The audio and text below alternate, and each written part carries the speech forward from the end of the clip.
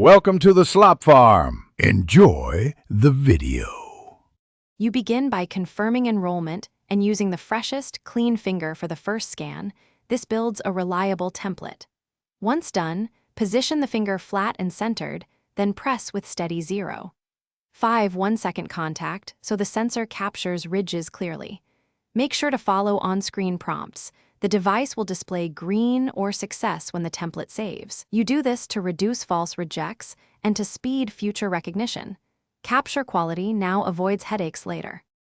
Next, validate the template immediately by performing 2 verification scans from slightly different angles so the system learns variation. You should register a secondary print, typically the opposite thumb or an index finger, because redundancy prevents lockouts. Once both templates look solid, sync or upload the enrollment to the POS or timekeeping server using Wi-Fi or a direct USB transfer.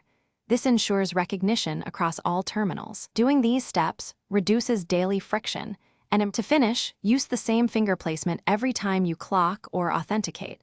A quick tap and a green light or beep confirms success. Make sure to maintain the sensor. Wipe it weekly with an isopropyl wipe and avoid exposing it to liquids or heavy grease so readings stay consistent. If the reader fails repeatedly, re-enroll the print and keep a backup PIN or manager override ready.